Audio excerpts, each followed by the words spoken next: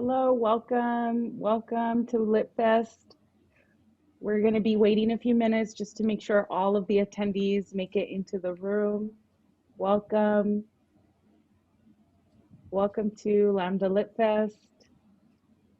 You are at the Writing in Hollywood as by POC panel. Welcome.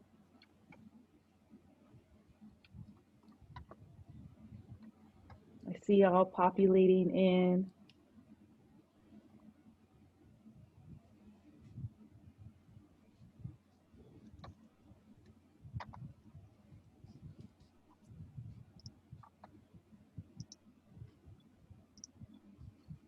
Hello, welcome to Lambda LitFest. We're just waiting a few minutes to make sure everyone makes it into the room.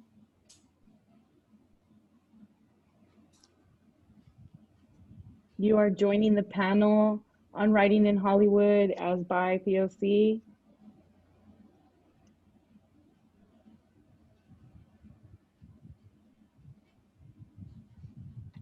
Hello, everyone. Welcome.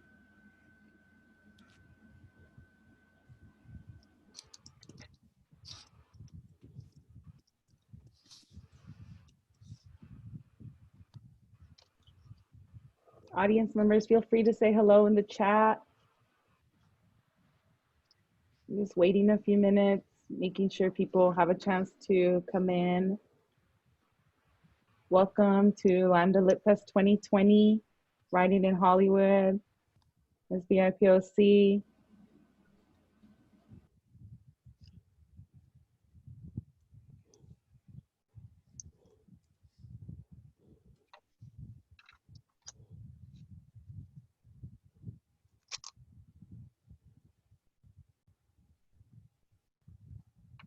Hello, welcome.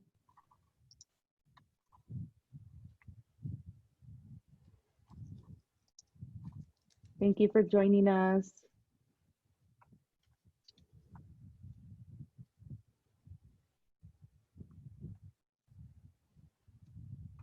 All right, I think that we're going to go ahead and start. Welcome, everyone. My name is Cynthia Guardado, and I am the event producer for Lambda LitFest 2020. Let us begin by acknowledging the traditional stewards of the lands we are all collectively standing on.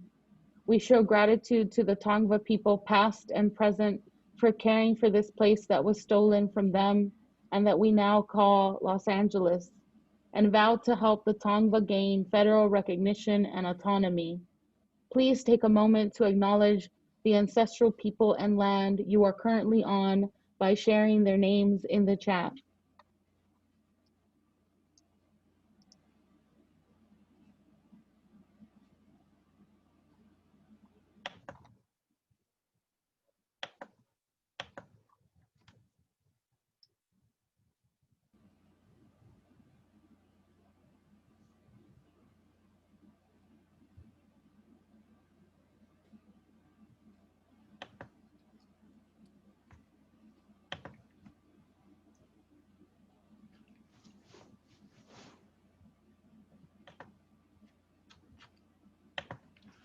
Well, hello and welcome everyone. And thank you for joining us for Lambda LitFest presents Writing in Hollywood. My name is William Johnson and I'm the Deputy Director of Lambda Literary. And I'm thrilled to be your host for tonight's panel, which is part of this year's LitFest, a week-long celebration of Black LGBTQ artistry. This year's LitFest features some of our community's most dynamic performers for a series of conversations on art making, happiness, and how to dismantle a white supremacist, ableist, cisgendered, heteronormative world. To see a full list of events, visit lambdaliterary.org. We also want to let you know that a closed caption recording of tonight's event will be made available on our YouTube channel by next week. Before we begin tonight, I want to thank LitFest event producer, Cynthia Guardado, for everything they have done for the past few months to bring LitFest to life. It was heavy lifting, so thank you, Cynthia. As a small LGBTQ arts nonprofit, we are also very grateful to our supporters. This year's LitFest is funded in part by an arts grant from the City of West Hollywood, as well as support from the California Arts Council and the Los Angeles Department of Cultural Affairs. Books have always been central to queer people's lives, which is why I'm so proud to be a part of Lambda Literary. There is no other organization like this one. We lift up queer voices all year round through programs like the Lambda Literary Awards, which is the most prestigious prize for LGBTQ books. We also bring books into schools so that queer kids can see themselves reflected in the books they read. And we prepare future generations of queer writers by offering residencies and workshops exclusively for LGBTQ writers. These programs and others are all made possible through the generosity of people just like you. I know times are tough for many of us right now, but if you're able to make a donation tonight, however small or large, please do. We set up a special text code to make it easy. You can give directly from your phone by texting the word LitFest to 44321. Again, that's LitFest, LITFEST, to the number 44321. Like many people and organizations, we are facing significant financial challenges as an organization, and donations of any amount are deeply appreciated.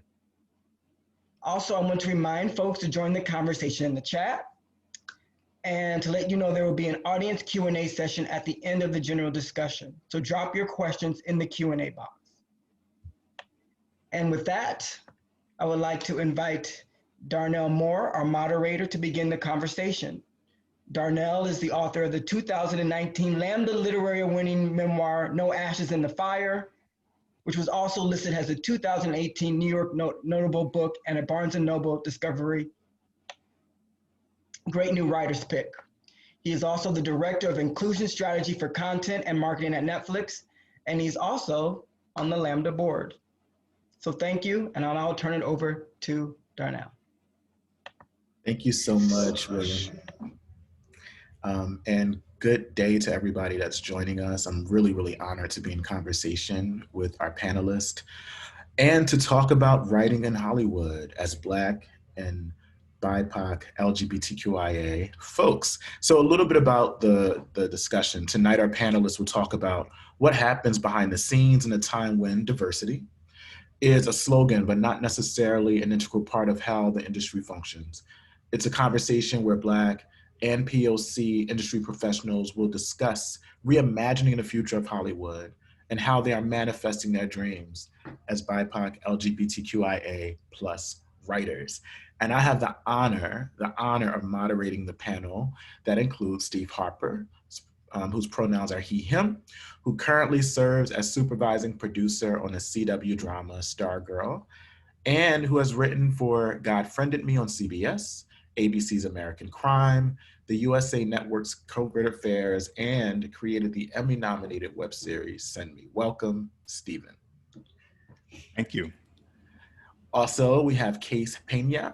The pronouns are she, her, hers, an award-winning filmmaker. Kase is a transgender Latinx female of Dominican descent who's currently raising funds for her independent feature film, Trans Los Angeles. Welcome, Kase.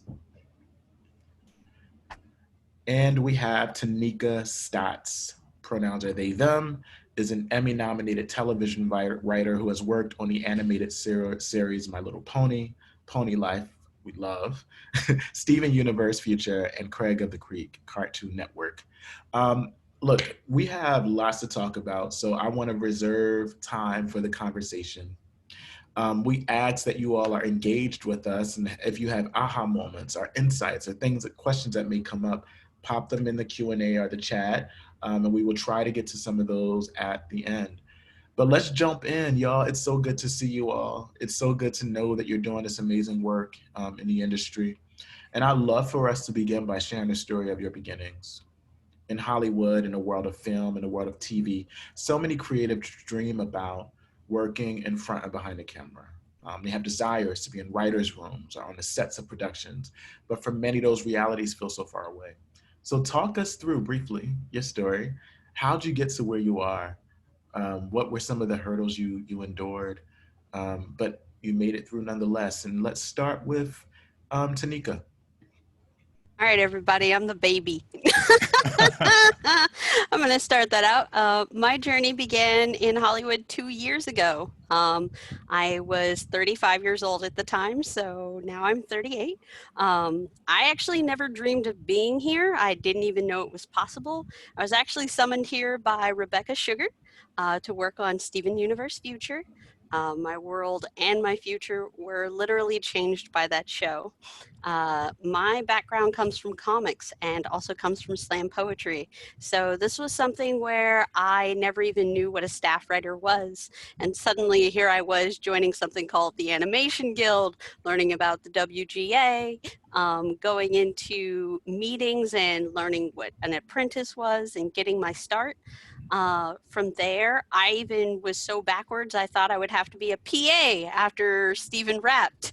But thankfully, a lot of kind people have walked me through how this industry works and have navigated me to where I'm currently at. I actually ended up teaching myself how to script because the first show I started on was storyboard driven. That is not scripted television. Scripted television came later for me. And at that point, I then became a story editor in less than 2 years. So I would say that I'm on a good track right now. However, this has been one of the wildest rides I've ever been on, and I don't think I have much else to say about it. Thank you so much, Taneka. Let's go to Kase. Well, mine has been the complete opposite. I've been a filmmaker for a long time. But I come from New York, and that's it's important to point out because living in New York City, there's a major difference, even though the lines are blurring because of all the streaming.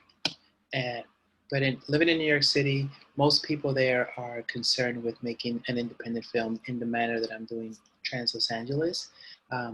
Films that go to a big film festival have the potential to win an award. And that trajectory takes much longer, the independent filmmaking. I read a television book about, I forget how long ago, and in it, it said that the difference between an independent filmmaker and a television writer is that as a television writer, there are more opportunities for you to work and to work your way up. And you can work on one independent film for 7-8 years. It's not uncommon. Moonlight took 10 years for those guys to make it. From the time they had a script and they're like, yeah, we have this hot, beautiful script, to the time they made it on the screen, that was 10 years. So my trajectory has been along more those lines. I'm in LA now, looking to write. And I went to film school in New York. I was blessed enough to start working in the business when I was a junior. And I did both. I was working on sets, working my way up, but also writing and directing on the side because I always knew that I wanted to do that. And I wrote a lot of horrible scripts at the beginning of my career. I made films that if any of you would ever watch those first 5 films I ever made, I'm sure you would stop talking to me for the rest of my life. But I kept doing them and I got good to the point where a lot of people talk to me today and I have to remind them, like, when I started, I wasn't as good as some people think I am with my writing and directing. I was not as strong. I was, at the same place where you are today. So it takes time to evolve and grow, especially if you're someone of color.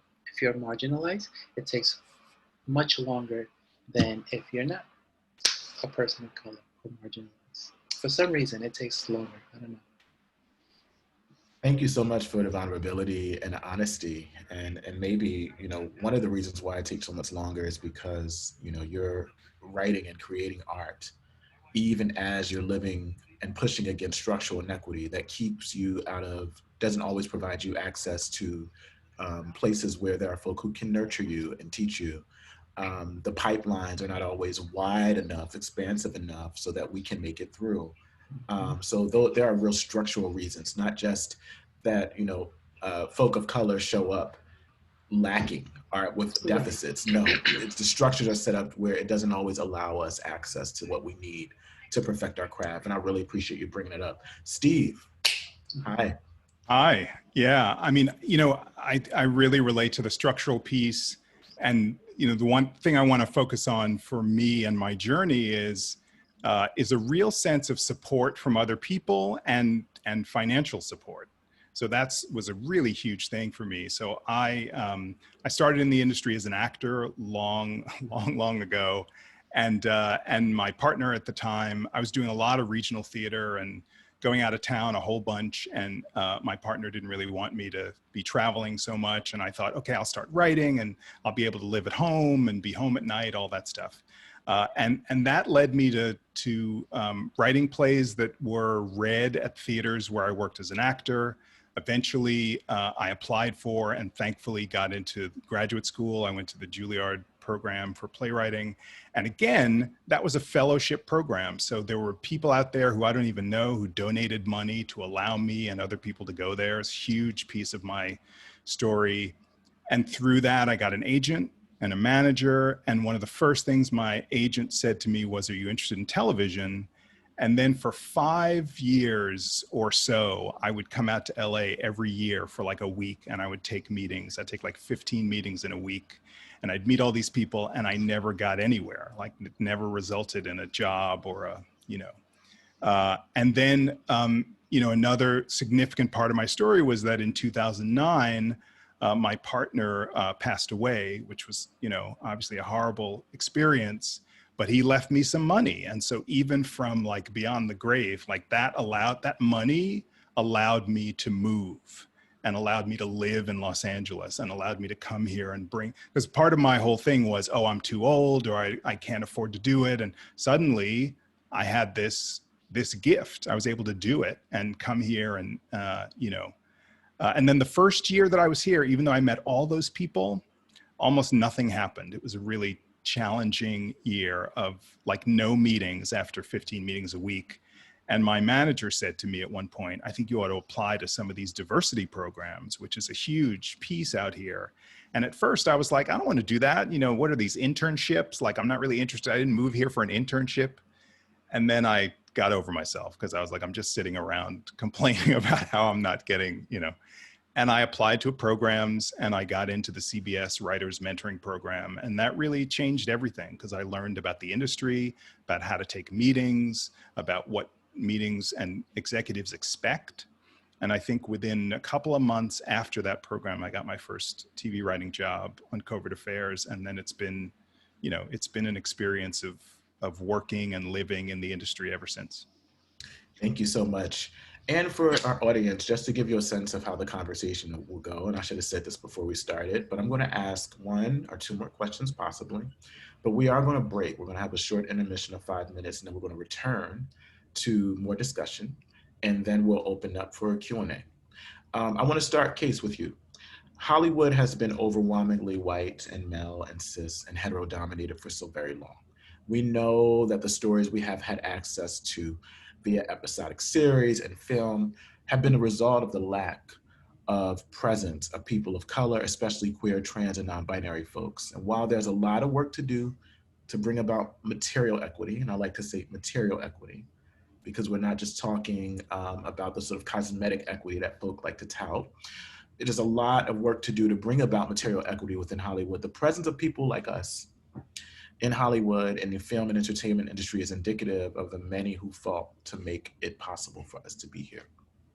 So what is your role in continuing that fight? How are you using your access to bring others along? Or to extend the question, have there been people in your life, even if you're still figuring out, as you said, right, to create space for yourself in an industry that has been closed off to us? Have there been examples of folk in your life who have come along to sort of help you move along as you continue to grow your career? In Kase, we'll go from you, and then I want to turn it over to Steve, and then we'll go to Taneka. Absolutely. There have been people who have helped along the way, and I see how I've done some of the programs as well, some of the fellowships. I'm a writer director, so I've been fortunate enough to do some of both of them. I've done some writing, some directing, and I see how each program that I do and moves the needle forward a bit.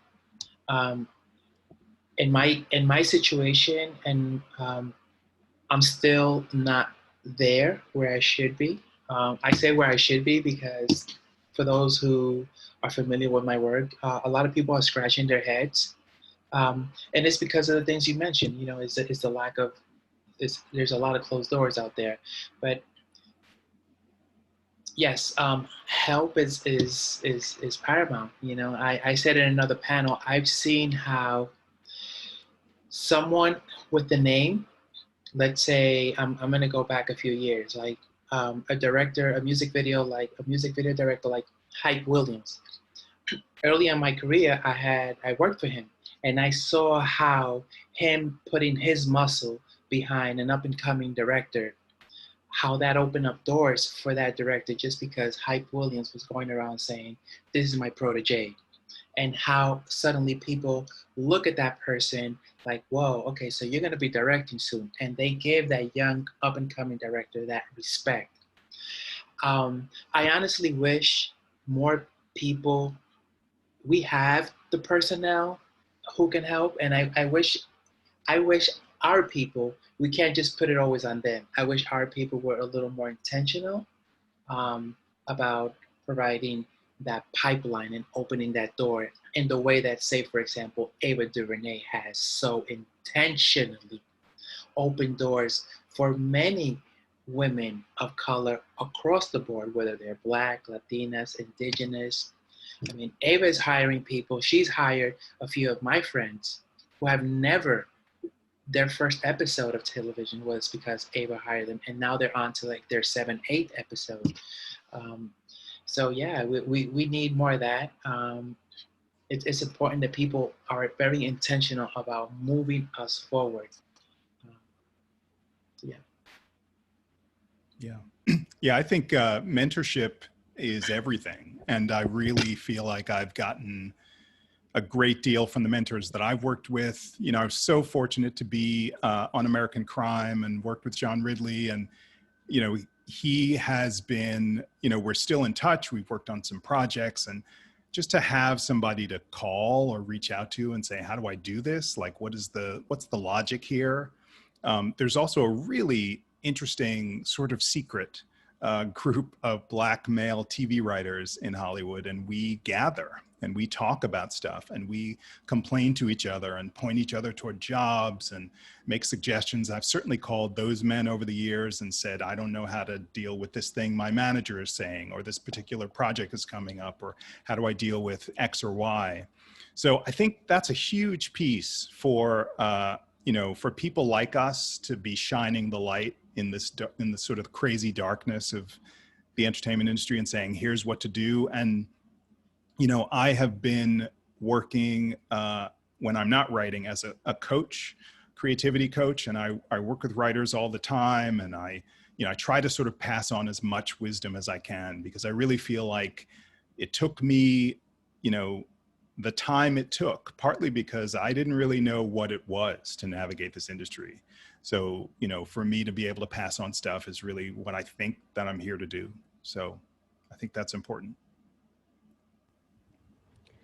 Well, for me, I'm now one step down from animation, what we consider to be a showrunner. I'm a story editor who's being mentored to become a showrunner by the next project I probably work on, which has been incredible to have that. However, everybody who's been coming to me understands their kind of like mountain of privilege versus mine, which is something that we need to have very casually as conversation in our writer's room. I like to talk to people who are being freshly staffed that this is the ground floor. It's not 2 seasons in a movie and now we're asking your opinion for our oh so very special episode.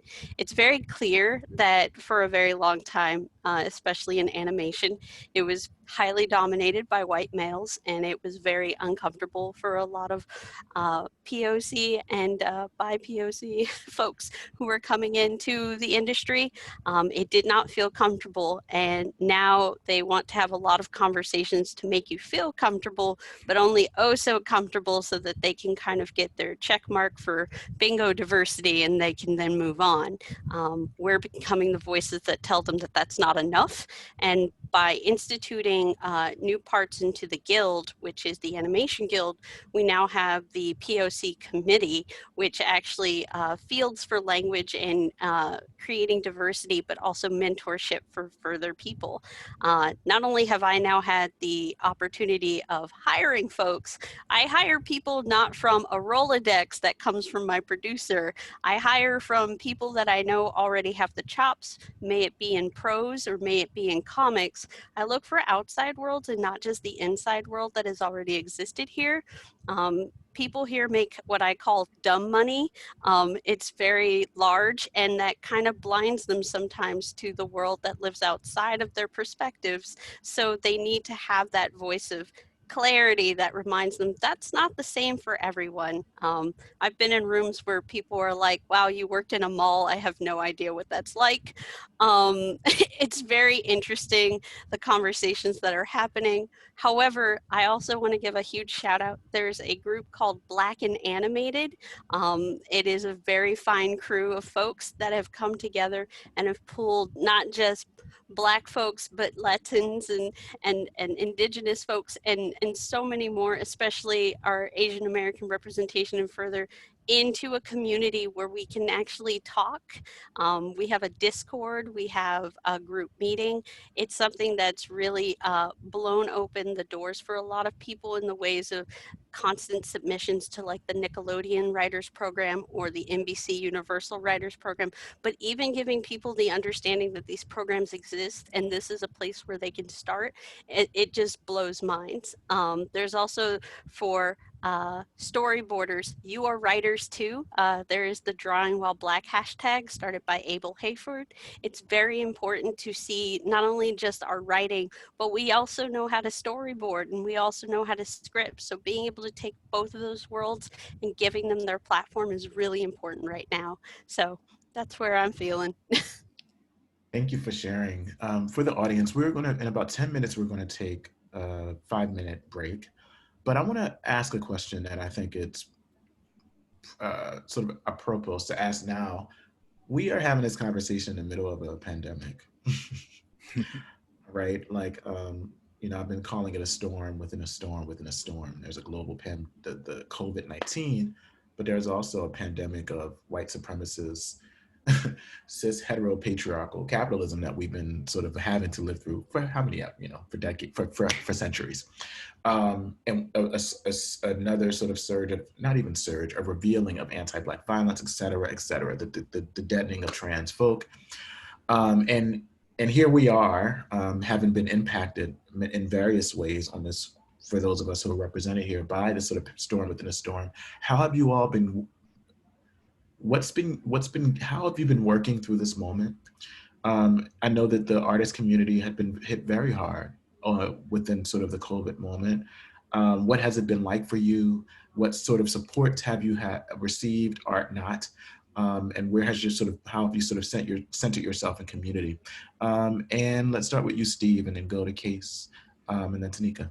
It's been an extraordinary time. I love the question. And, you know, I feel like I've been sort of trying to just get close to my brothers and sisters in the industry and, you know, talk about what we can do. I was part of an event called While We Breathe, which was a series of, I don't know, there were about 8 or 10 Black people of color writers got together and we created pieces specifically about violence against people like us, you know, and we created this event and we put it out on YouTube and raised some money and raised some awareness. So I feel like there's, you know, on the one hand, it's been a devastating and challenging time and, you know, no question. And one of the things that's been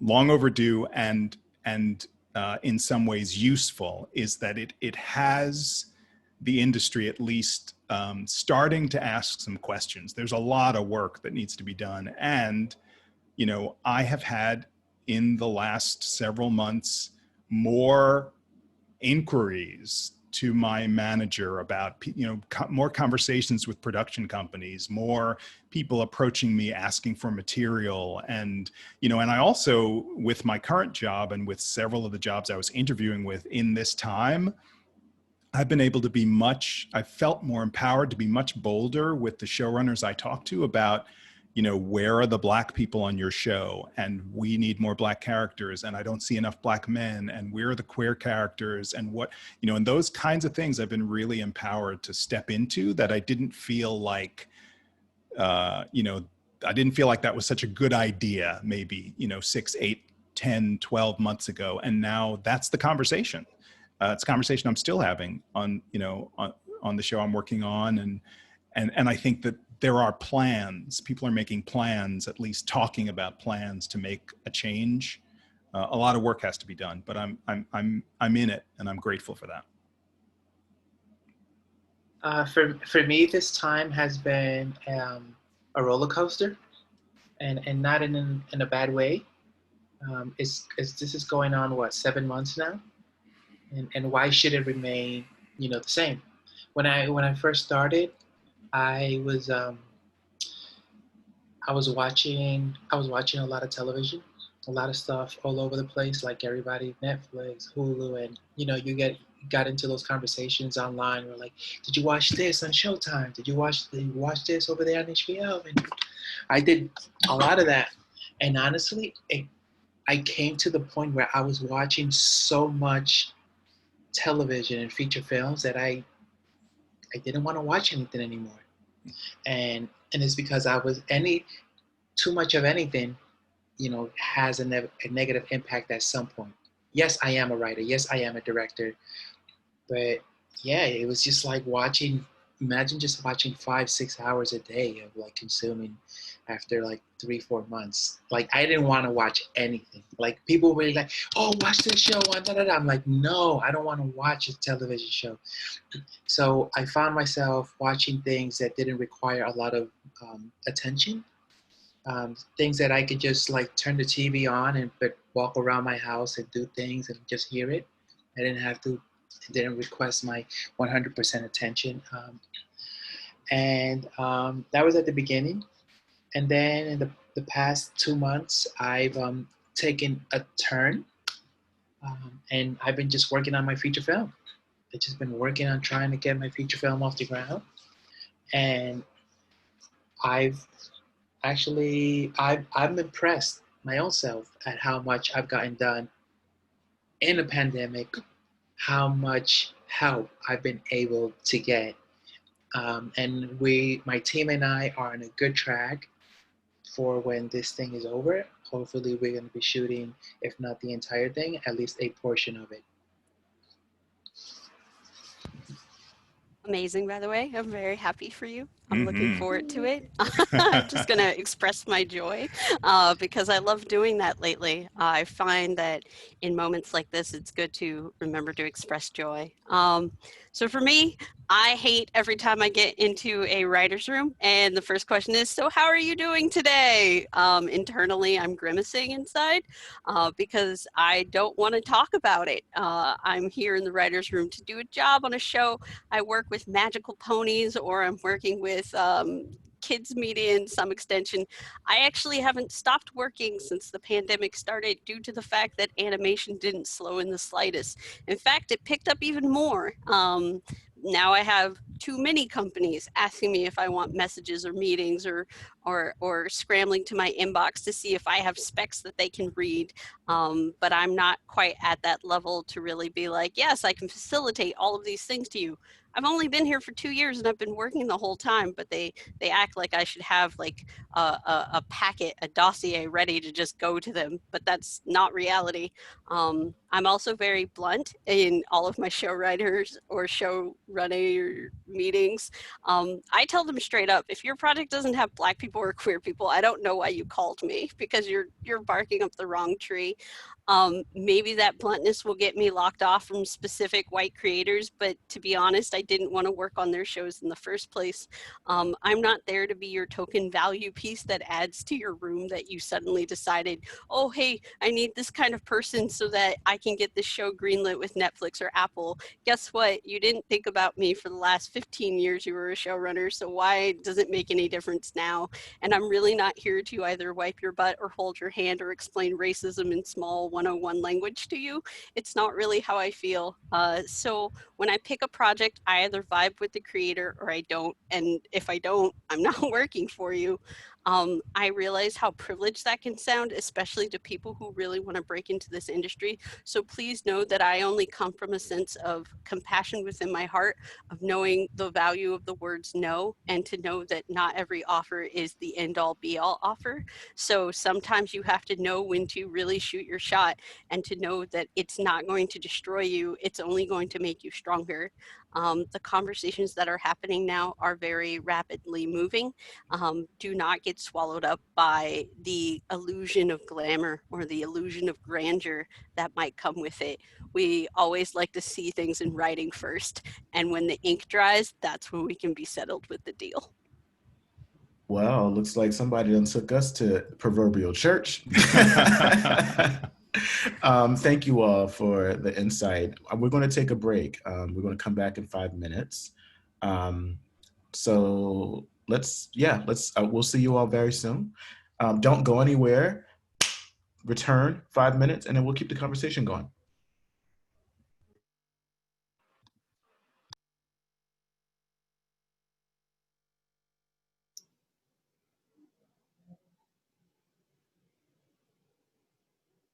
Can I see the ASL interpreter? Oh, awesome. Thank you.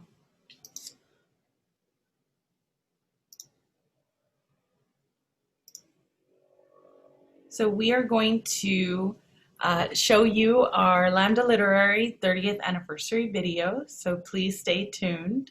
And I'm going to provide some comments after just to update you prior to the 5 minutes being up.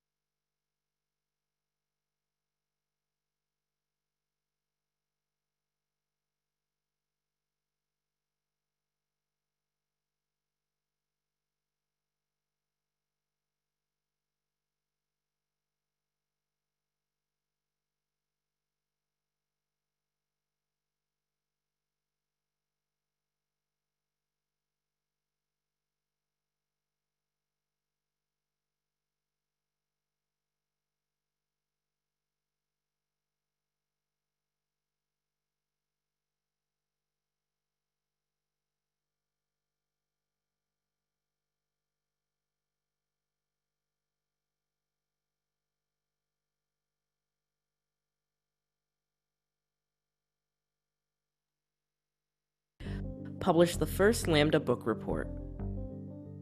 The Lambda Literary Awards were born in 1989. The purpose of the awards in the early years was to identify and celebrate the best of lesbian and gay books in the year of their publication.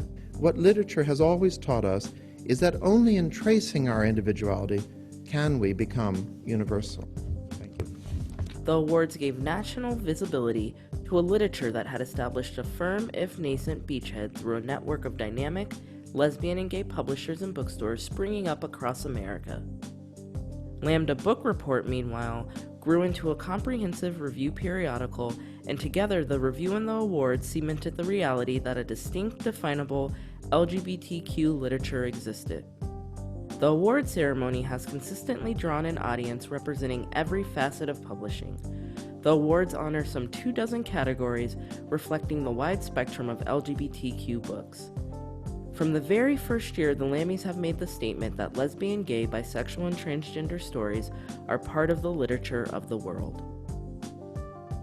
In 2007, Lambda Literary founded its Writers' Retreat for Emerging LGBTQ Voices, a residency designed to offer intensive and sophisticated instruction to selected writers over a carefully designed one-week period.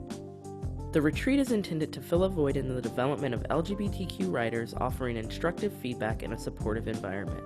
I always say that I recognize myself as a person of color and as a queer person and as a writer, but I have never really been brave enough to put all of those things together. And I think that coming here has really put all of those things together for me.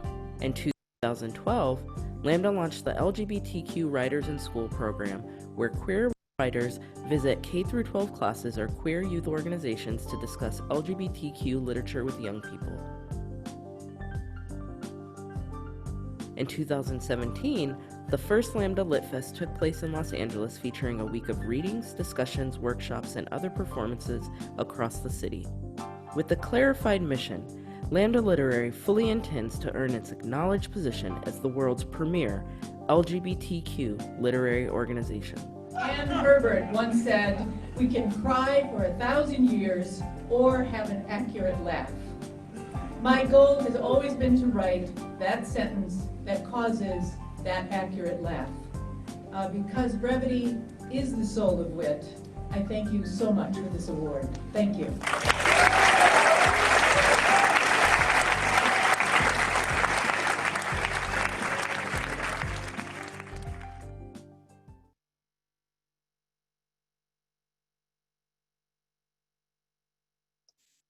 I just wanted to remind you that after the intermission, we will continue with 1 or 2 questions, and then it will be the audience Q&A. You can find the Q&A box at the bottom of your screen. Please post all of your questions in the Q&A box, not in the chat. We also want to let you know that we are posting closed caption recordings of our LitFest events on our YouTube channel throughout the week. And if you are able to donate to Lambda, you can do so by texting the word LitFest to 44321. That's LITFEST to the number 44321.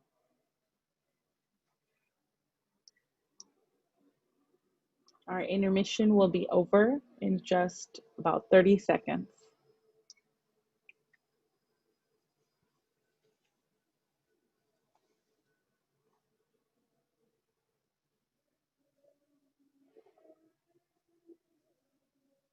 If all the panelists could return to their seats.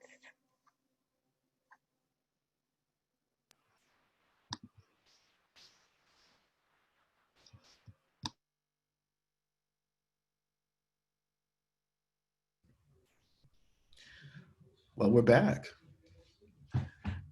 And I missed you all in that short amount of time. So let's do some fun conversation. What are you all working on at the moment? You alluded to this a bit, but dig in a bit deeper. Tell us about the project you're working on. And for folk who may not understand what, say, a writer's room even looks like, I think there's a way that these understandings are shared across a lot of, and it's not necessarily true that people even know what the process of your work might look like. So what are you working on? What does that work look like, right? The sort of the glitzy part of it, but also the not so glitzy part of it. And then what are you hoping to work on in the future? And this time, let's start with Taneka, and then we'll go to Kase, and then we'll end with Stephen. Okay. Here's your first crash course in writer's room. NDAs. So I'm currently NDA'd on the new show that I am on. However, it is Black focused, biracial focused, queer focused. It's everything focused that I would absolutely want it to be because I requested that focus. It is for a larger production company, so it's for DreamWorks. I've been working for them now since August after transitioning away from Hasbro. It is an amazing show, and I'm looking forward to sharing its name probably after the storyboarders get started on it, because that's how writers' rooms actually work, unfortunately. We are usually highly under contract and never can talk about any new properties until they're out, especially in animation. However, what does my writer's room look like? It looks very diverse, which is another great thing. They didn't call me because they thought I would just be a nice token. I made sure that they understood that if this room wasn't 50% me, then I wasn't going to be in it. I know that not a lot of rooms are like that. However, my blackest room that I've ever been in was Craig of the Creek. Shouts out to Jeff Trammell, the best head writer there, and also Tiffany Ford, Deshawn Mahone, and Naja Porter. Amazing folks making amazing television, especially for small Black children. Features a young Black male, his entire family, and it was the most awesome show I've ever worked on. I look forward to continuing to create more Black media as I continue on in my career, but not only that, queer storytelling. And well, I don't get stopped when I ask for it, so it's happening. Awesome. Can I ask you an additional question? Walk us, and you can, if in a modified version, but yeah, walk us through maybe your sort of day in the life of a writer's room. What are you doing? What's sort of happening for folk who may not have a sense of what that world looks like? And Steve, you can also, once you go, like share a little bit about that too. Cool. Just to chime in, there's two different worlds of writers' rooms right now. There's COVID and post-COVID and pre-COVID. A writer's room usually looks like you wake up, you come into the studio at 10 o'clock, no one gets started until 11 o'clock. You sit in a room with 5 to maybe 3 other writers, depending on what kind of show you're on, along with your showrunner and your script assistant. You all begin to pitch or blue sky ideas, which go on the whiteboard. From there, we manifest buckets, which are considerably arcs of episodes, or within the series of maybe 6 to 4 episodes, where a storyline might completely branch out, and then we completely solidify it to that world so that it doesn't either spread out into the season ending or it's just self-contained. It depends if you're on a serialized show, or if you're on an episodic show. Those are two very big points of interest as well. Most of the shows I've been on so far have all been serialized. One that was episodic, but then it still ended up breaking into serialized buckets. Thank you so much. And I know that's helpful information for folk who it demystifies a lot of what is often hidden within the industry. Kase, what are you working on? What does this work look like for you in this moment? What projects are you hoping to work on in the future? And even sort of demystifying what that works look like for folk who may want to have some insight. Well, for me, I'm not in a writer's room right now. So I'm coming from a different angle. I've mentioned and shared that I am working on a feature film. It's an independent feature film. We are raising our own financing. That can be extremely difficult. But as difficult as it is, I'm not the type of person to ask permission. And I feel like for the past few years of my career, I've been asking for permission. Whenever I ask someone for a job, or if I submit an application for a program, that is a form of asking for permission. And I'm tired of it because, again, it's not who I am. So I am taking matters into my own hands. That is something else that people here can do. You don't have to wait until someone hires you. You can hire your own self, which is what I'm doing. And I find it very empowering, because the more, as hard as it can be, every day there seems to be a small nugget of gold that arrives, and it may not be as big as we need it to be, but it's big enough. And now we have a bunch of little gold nuggets, and we're just going to continue to add to those. And the film is going. And it's going to be an extremely important film, because I saw a question there, which I feel like it was a little unfair, because it's a very loaded question, and rightfully so, but then don't ask it anonymously if you're gonna. But I'll just say this: as a transgender woman of color who is Latina and who's also Black, Dominican, because remember, people, Latinx is not a race. Some people try to make it a race, but it's not. There are no feature films about me written and directed by me.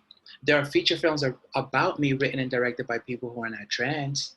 There's plenty of those, and there are feature films about me that are written and directed by people who are not of color. So now you're having a feature film about me written and directed by someone who's not trans and not of color. And I sometimes, that is, it's like you cannot have a people's history be written by someone else. And what I mean by that is, if a huge event right now, like let's say this event right here, right? Let's say you guys, the topic was, let's talk to these 5 directors who have written and directed feature films about transgender women of color. Well, guess what? There's not gonna be one transgender woman of color on that panel because all of our films have been written and directed by other people.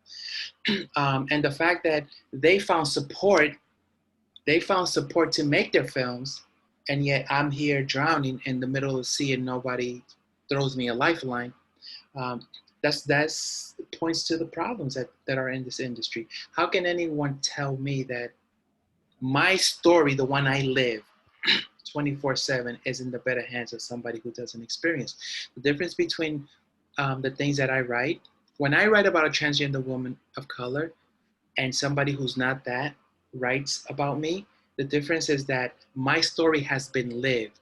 Theirs has been researched. Hopefully it's been researched. So yeah, like I personally, like you take this as whichever, I don't really care. I don't want to ever see another film about me written and directed by a white person. And I say that because when you bring this up, there's always this thing like, oh, it's going to take time. And no, how much more time? No, it shouldn't take time. It should stop immediately. Television has been around for how long? 50 years, 60 years? Filmmaking has been around since the late 1800s. Like, how much longer does it have to take? So that's what I'm working on. I'm coming from a different angle. I am interested in television and I have worked in TV. So I'm going to go back to that. And this is just going to expedite, if this film blows up in the way that people are expecting it to, I may bypass the whole staff writer, story editor, and be bumped into something. Maybe my feature film becomes a television show because that's the way I'm writing it. So take matters into your own hands. I hear it. I hear that, Kase. Thank you. Steve. I'm working on a couple of short plays of mine are being performed around the country, which is exciting. I got a piece called Black Lives, Blue Lives, where it's a monologue about a Black man in America. He's actually an attorney, he gets stopped by the police. It's about what that's about for him. And there's another monologue written by a white man from the perspective of a white policeman. And this is being done by Theater Project of New Jersey. And through Zoom, we've been having these really intense and fiery discussions with that material. So that's happening. There's also another piece that I wrote for a theater company here in LA called Lower Depths Theater Ensemble, and the piece is called The Political Machine, and it's about a straight black couple watching the returns on the night of this presidential race, where it's the first time, it's a science fiction piece, it's the first time an piece of artificial intelligence is running for president. And it just brings up all of this stuff for this couple about who they are and what's happening to the country and all of that. So I'm really excited to dive into that juicy stuff. I'm also working on another short play for another theater in New Jersey, which I'm excited about. And that's all in and around the day job, which is Stargirl, which is on the CW, coming back for its second season. Super excited about the show. It's if you haven't seen it, you can catch the first season on CWTV.com. And one of the great things about Stargirl is that the creator of the show, his sister passed away in a plane crash, and he based the character on her. Based it, on her for a comic book and now for the TV series. And so our writer's room is it's a very emotionally based space. Like we're always talking emotion. It's not, and I think in that way, it's not the typical superhero show. But we've been going for, I think, 6 weeks or so. And I just turned in my episode 5, and I'm getting ready to do some rewrites on that. Our writer's room has, I think, 9 or 10 writers in it. And very similar to what Taneka said, our showrunner has an idea. We come in, it's all on Zoom these days. And so we just start pitching on some of the basic building blocks of a particular story that he might have in mind. And we just keep throwing stuff at the wall, and he'll say, I like this, I like that. Eventually we have a bunch of ideas that we begin to sort of organize for our show in terms of, each act ends with a commercial break. So what's the cliffhanger that at the end of the commercial break, what's the juiciest scene that we can sort of, leave people on? And then our show is very serialized. So as the first season was, and it's all about the whole episode as a cliffhanger. The showrunner will assign different episodes to different writers. And then you take what we've done in the room, you go off, you write an outline, that outline gets turned into the showrunner and then to the network and the studio, and you get notes.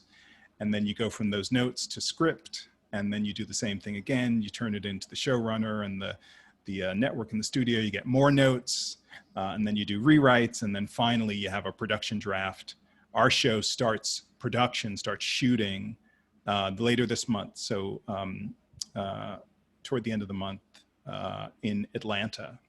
And only 2 of the head writer and his second in command are going to be out there, COVID protocols and all, to create this new season. So that's what I'm up to. Thank you. Yo, this is so helpful. So helpful. It's helpful for me, but I'm certain it's helpful for a lot of others. I have one more question before I open up for audience Q&A, and I hope you all begin to load your questions. We have some folk here, as you all can see, who know their stuff and are also coming with passion and fire. So ask away.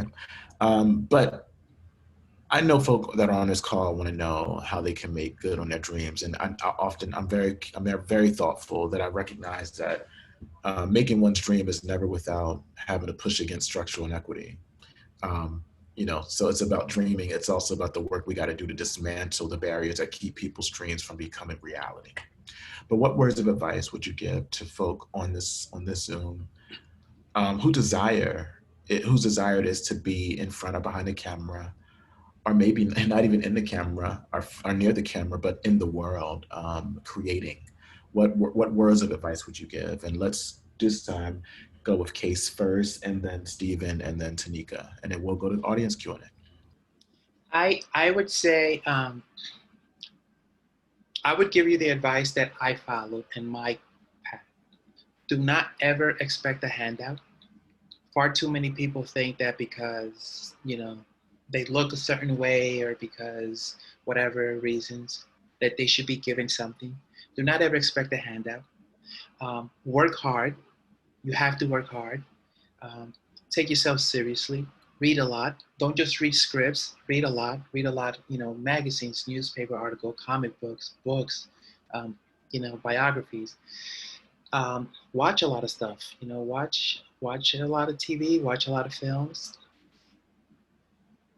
And then if you have all of that, all the weapons are at your disposal, then connections and network. It has to be a combination of both. I think there are some people in this business who don't take themselves seriously. They're lazy, but they rely on people that they know, and they get hired that way. I don't want to be that kind of writer. I want to be the type of writer that I earn the reason why you hired me, because I worked hard and I earned it. I don't want anybody to hire me because they like me and I make them laugh, or because I know them and we've been friends. And there's a lot of that. That's not the kind of writer that I want to be.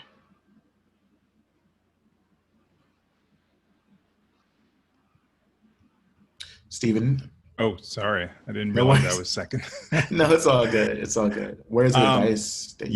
So I think, for me, I'm super grateful that I started in the industry as an actor. So I think one of the core building blocks of creating story as an actor is me.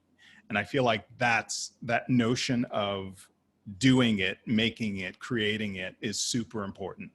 I think it's very easy for me and other people to kind of sit there and think, oh, look how glamorous and look how interesting, and people are going to come along and blah, blah, blah, blah, blah.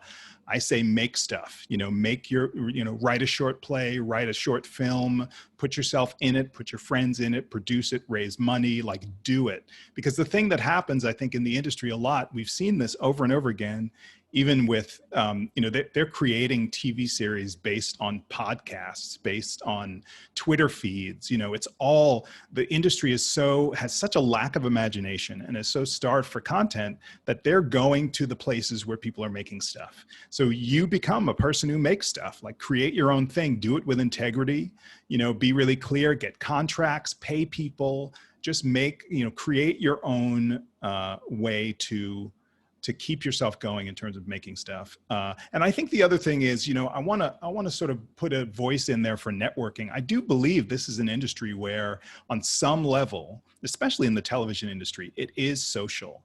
And so, I have a meeting with people if I'm meeting with whoever, I'm sending a handwritten thank you note at the end of the day. And I'm keeping in touch. I'm sending them an email 6 months later and finding out how they are. And, this whole crazy COVID thing has been, this sounds a little bizarre, perhaps. It's a perfect networking opportunity because everybody loves those emails that are like, hey, how you doing?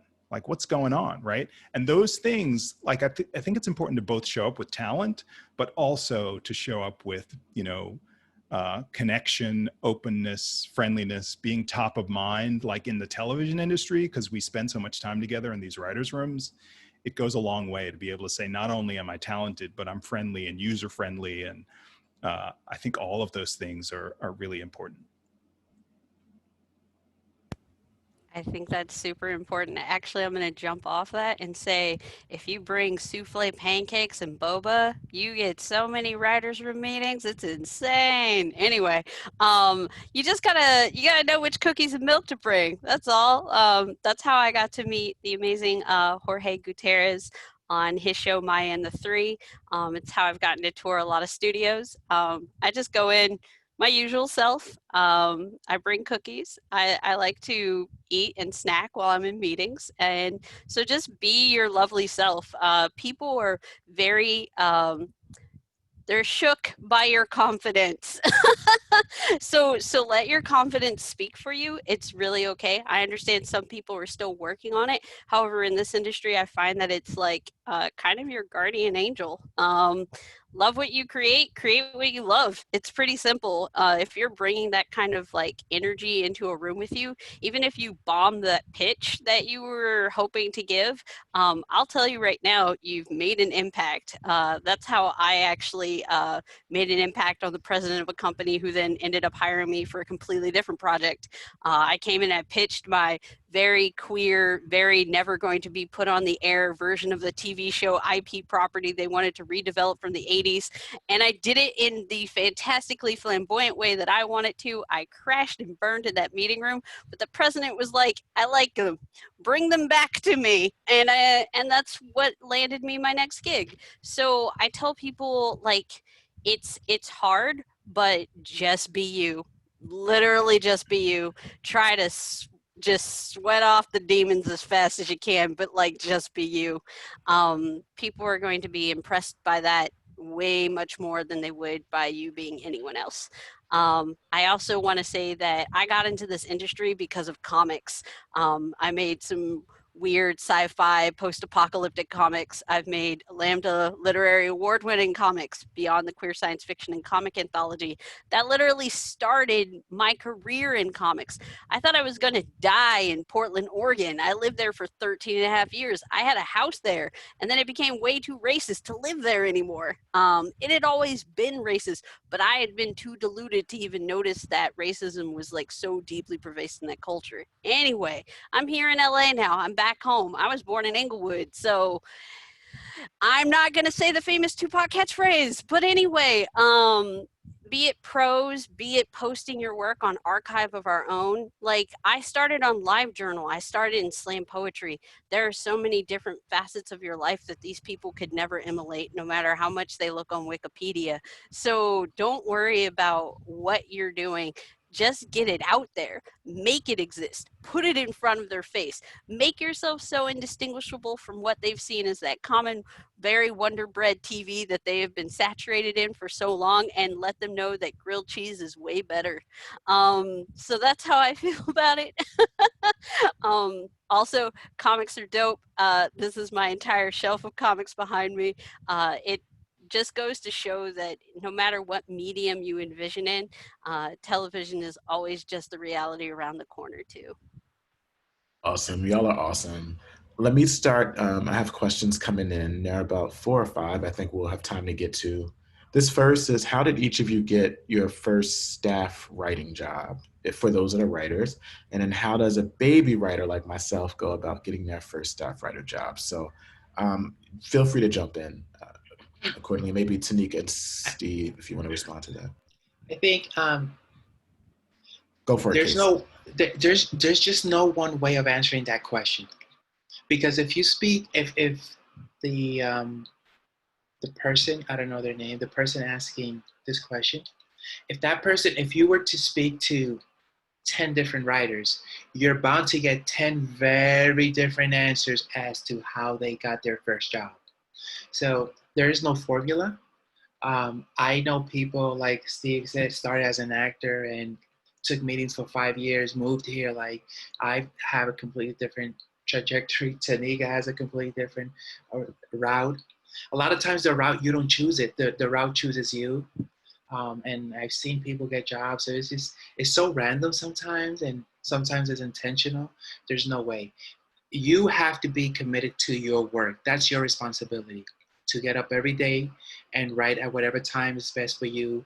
Keep doing the work, and you keep putting that energy out there, and you're going to attract good energy your way.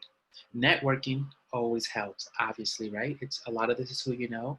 Writers hire writers. So again, if you're looking for a job, make sure you know the people who are hiring and be friends with them. But also, you, again, don't be that lazy person just because you know people who can hire you. Be the best writer that you can possibly be. Yeah, I think to piggyback on what Kase said, I feel like, do your writing work. So create your material. So you have material, not just one script, not just 2 scripts, but like have 3, 4, 5 scripts so that you can show people what you've been learning and what you do. And then meet people, meet writers, talk to people, ask for informational interviews, get those and let them know, I'd love to talk to you for 20 minutes about, I always sort of, bound it so people don't think you're going to be sitting there for 2 hours. And I'd like to find out how you got into the industry. And the more of those you start to do, people are going to remember you. And the next time they hear about something, they're going to be like, oh, I met with, oh yeah, they were so cool. Let me reach out to them and see if they might be interested. I really think that's one of the major ways to do it. I want to just give a shout out to, there are quite a few groups. There's Women in Animation, there's by POC in Animation, there's also a Women in Color film writing groups. I'm not sure about all of them. I apologize. I've only been here for 2 years, so I'm still learning them. But they met up at a place called Bricks and Scones and would have regular network parties.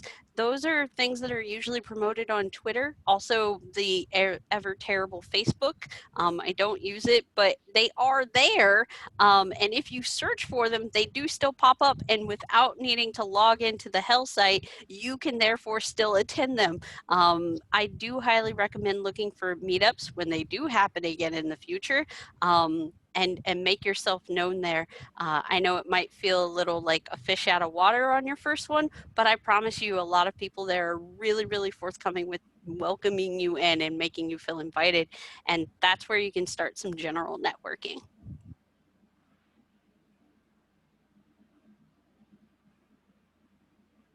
Thank you so much. A question for Taneka. I was just thinking today how it seems that we have so few LGBTQ plus characters in mainstream media, larger films.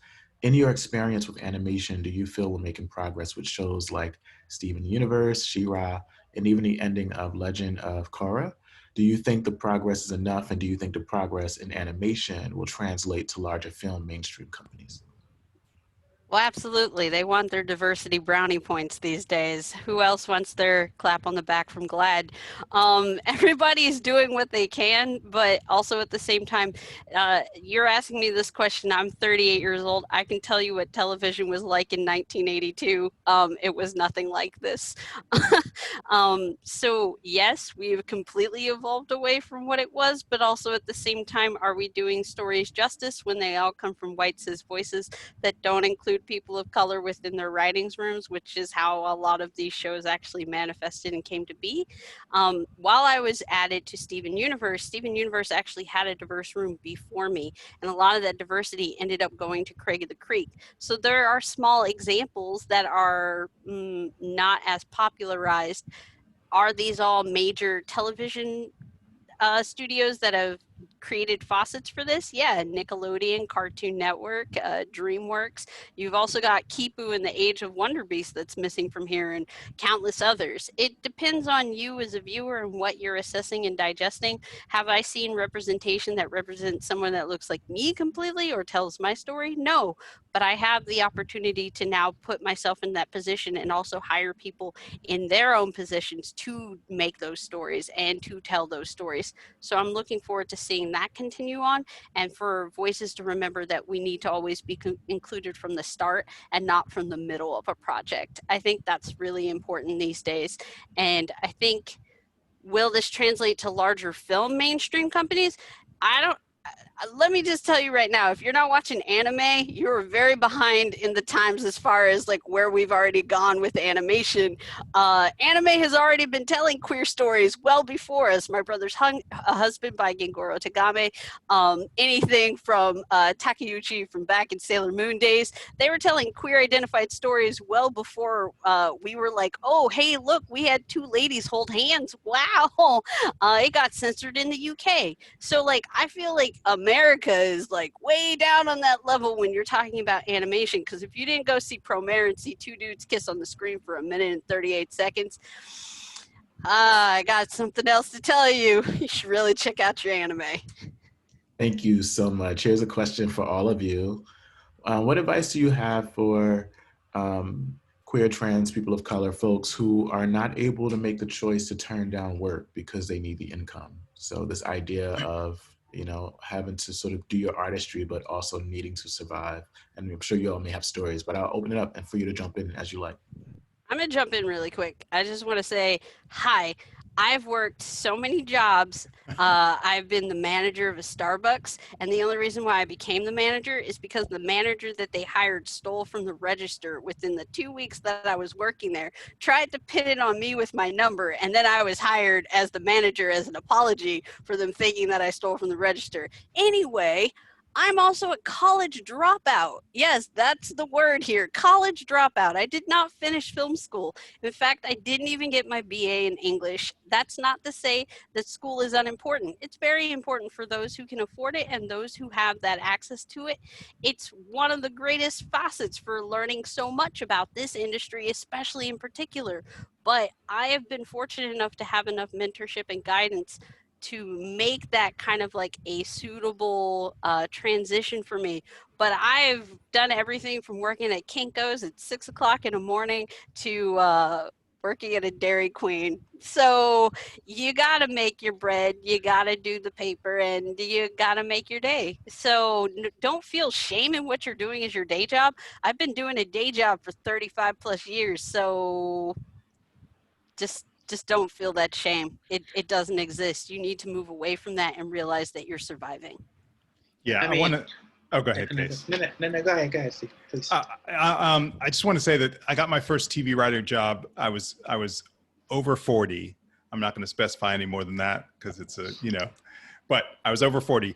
And I am, my mother is a guidance counselor, and her whole plan for my brother and I was like, go get an education so you can compete with white people. So I've got a ton of education, and I've delivered pizzas. I've worked in offices. I've done all kinds of stuff. And I feel like, you know, again, what Taneka said about no shame, it's just, I feel like in order to put body and soul together, in order to be able to put food on your table, all of that stuff, I feel like there's no shame in work. And I feel like it's really important to dive into that space. At the same time, I also want to say that I've written plays and all sorts of other things in like 5 minutes a day. And you can really do it. If you set a timer and you're like, 5 minutes every day, I'm going to work on my piece, you can get it done. And it's just a matter of the persistence and the dedication and that timer, and just keep working on your art no matter what else you're doing, and you're going to see progress. Darnell, are you able to just quickly repeat the question? Yep. What advice do you have for queer, trans, people of color, folks who are not able to make the choice to turn down work because they need the income? I mean, think about it this way. You're gonna have to work anyway, right? I mean, so like working as a television writer, it's a pretty good job, you know, and it pays well. You know, you start putting money into your pension, you become a member of the Writers Guild on your first job. If you've never worked before as a writer and you get hired, you automatically become a member of the Writers Guild, or within 2 months of starting your job. And being a part of the Writers Guild, that's a powerful guild. That's a very powerful guild. I dare to say it's one of the most powerful guilds in the world, whether we're talking about TV, writing, movies, or anything else. So if you don't work, if you turn this job down, what is your option? Is your option to work at a Starbucks, at a shoe store, at a pharmacy, or does your family have, like, what is the option that are you in a position to turn down? What's the staff, a writer making these days, like $5,000 a week? And, you know, so like, take the job, learn from it. You know, if it's a toxic situation, try just to learn from it and get away from that. And eventually you are going to find the people that you're meant to work with, because not every writer's room is a toxic place. I think that was like more the normal before. I think a lot more people with common sense are coming into this business and asking, why does my writer's room have to be toxic? Why is it that I have to pin this writer against this writer because I believe that's how I am going to get the best out of them? So eventually you're gonna get to work with the people that you're meant to work with. But I would take the job if.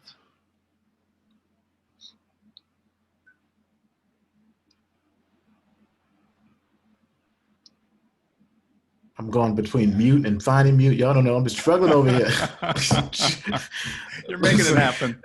I'm trying, y'all. It's been Zooms all day. Someone says, I'm a college senior taking a gap year to figure out my plan. And I'm sorry, my partner is looking at the debate downstairs, so you're going to hear lots of screaming. I'm in college senior taking a gap year to figure out my plan for entering this industry. I don't have much formal training in creative writing. For self-study, what are some programs or resources you'd recommend to strengthen my storytelling? What communities, orgs have you had good, bad experiences with? Anybody, feel free to jump in as you feel so moved. Wow. I mean, you know, one thing I'll say is this particular program doesn't exist at the moment, but I want to say that when I was living in Baltimore, there was a program where they had this curriculum from Warner Brothers, and they taught this class at Morgan State University, actually, which is an HBCU.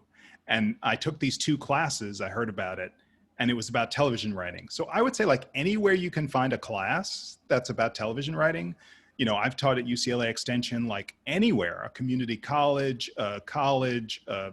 art center, like just go and find anybody teaching anything about how to write. go and learn what you can learn, begin to create material, I think the most important thing for me coming out of that, even that class, which was many, many years ago, is that I have a methodology in my head about how I write scripts. I've got my own methodology. So when I sit down to write a script, I'm like, okay, I do this first, I do this second, I do this third, I do this fourth. And that's what you want to build. You want to build your own toolkit. And you're only going to do that by learning tools from other people. So go wherever you can and start to learn some tools. I read a book once. It was called Saves the Cat. It was not the best book ever, but it had a lot of information as far as jargon in this industry. I was about to lift that book up as an example. It is the Bible. Got it on my shelf.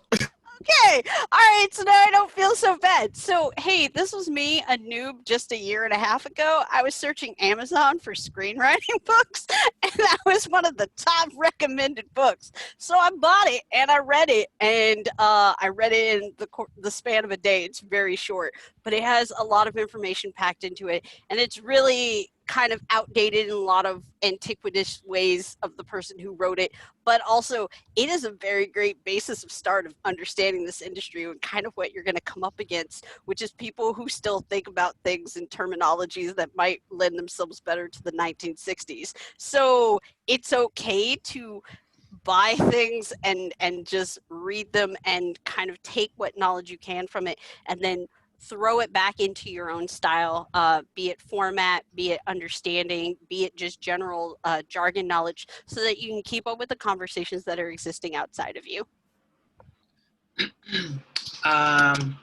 For me, here, I just shared scriptanatomy.com.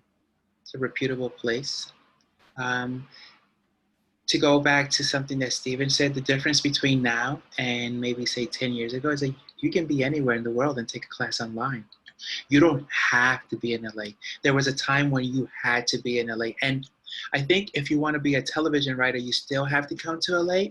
But at the very least, you can put that on hold until maybe you have a little bit more money. But you can be wherever you are in the world, take online classes. Actually, it's probably even better because where are you in the world that I am sure there's a lot more interesting things for television going on than in LA. I mean, like, LA is just like, for writing, for finding stories, I mean, there's a lot of things out there in the world that we haven't seen. The other thing is, if you're taking a gap year, make sure that you don't just spend your time writing. Yes, devote a lot of time into writing, but volunteer if you can, like volunteer at a police station, volunteer at a hospital, do something that is outside of the writer's world, because when you come to Hollywood, or if you're already here, you have something to offer. You guys have no idea how many writers get hired. They know nothing about television writer, but they were a detective for 10 years in Chicago, and God knows that person has a lot of stories. And they are in a position to write, even though they're not writers, they can write that story better than someone who's a writer but who's never been a police officer or a detective, or you probably need to combine the two. So like, do something that is away, because people in this town really value that experience that you have, whether you're a fireman or a firewoman or whatever, a midwife or, a drug dealer or whatever you were, like, do something outside. Don't do anything negative, but, just do something outside that you can come, you have that experience, that you can talk about it.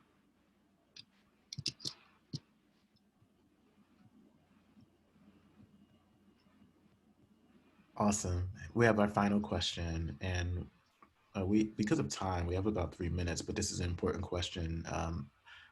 Maybe one or two of you can respond to. My friend Camellia, who died earlier this year, was a writer's assistant on Gentrified on Netflix, and always encouraged me to be a writer for TV. My question is, how do I, a disabled and indigenous genderqueer lesbian, get myself into the writer's room? Where do I look? I know you hinted at some of this earlier, but maybe Taneka, you want to take a go at?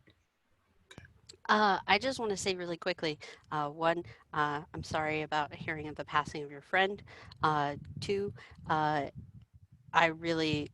find that amazing that they were very encouraging for you to become a writer. I never had that in my life, so I can understand how that was probably something really important for you.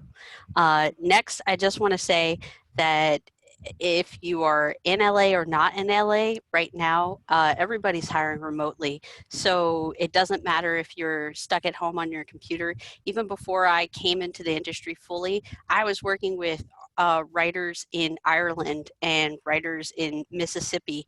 If you have something that a show wants, they're gonna get it from you, and they're gonna pay you for it, but they're gonna get it from you.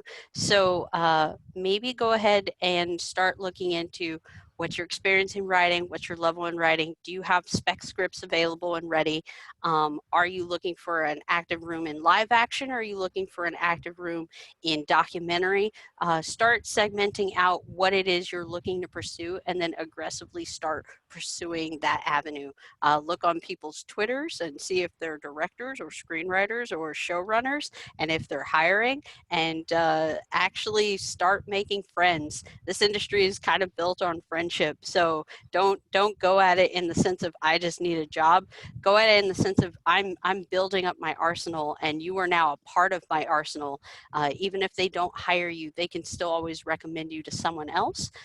So continue to keep making those steps further into the industry, and honoring the memory that your friend left you with, which is you're already an amazing writer. They just want you where you should be. Yeah, I want to second that, if I may. So, and I'm also sorry to hear about your friend.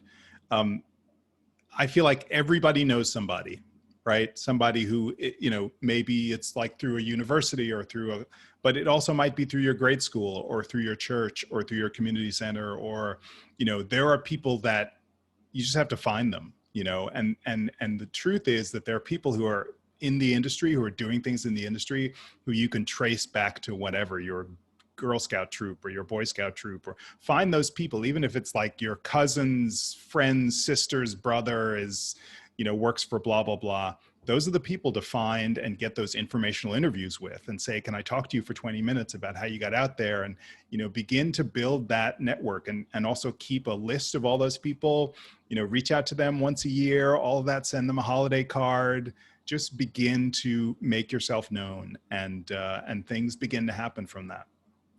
I just want to say really quick, I met Camilla on a couple of occasions, as you know, we as trans women of color here or Latinx here in LA, we tend to know the same people, but for that person writing, asking that question, I don't know what you have in what you've written, but you know, I'm reading a little bit about you, that you are a genderqueer, lesbian, indigenous, disabled. I mean, you write that story that nobody else can. You have that one, we all have that one story that no one else can write in the world, only you. And I'm not sure if you've written it already, but if you haven't, write that story and use that to promote yourself as a writer. Because at the end of the day, yeah, some people are gonna want you to write their TV show, but they want to see authentic voices. There's so many people out there who are hungry to see what is it that you bring to my writer's room that no one else can. So I would get busy writing that story that no one else can, if you haven't already. I want to share a book. I don't know if anybody, but this is a great book for those of you who want to study more television. It's a very simple read. It's like roughly 100 pages, and it's available on Amazon for like $20 or something like that. It's really, really good. I recommend it a lot. The other thing, actually, the other thing I want to say too, that's so great off of Kase's advice, is that once you write your thing, we're in an age where there's no reason to sit at home and hope somebody sees it. You know, take your iPhone, make a thing. Everybody's watching stuff, put it on YouTube. promote it, tweet about it. You can do that from your home. And if you have something that's arresting and interesting and different, and people start to notice, people may start to call you. Listen, big thank you to Steve, to Kase, to Taneka. Thank you all for the brilliant insight, for the passion, and also to the audience for tuning in. I'll turn it over to William. Well, I want to say yet again, thank you to all the panelists. This was an incredible discussion. I really actually learned so much. I'm about to pack up my bags and move to Hollywood myself right now. Are you really? Yes. I want to thank all the audience for coming out tonight. I hope you can join us at other events this week. You can find a full schedule at lambdaliterary.org. And if you've not made a donation yet tonight, please do so. Texting the code LitFest to 44321. That's LitFest to the number 44321. Yet again, thank you to the panelists. And I want to thank everyone for coming out tonight. And yet again, if you haven't donated, please do. Even giving as little as $10 ensures that we can keep bringing you programs like tonight's in the months and years ahead. Everyone have a good night and be well.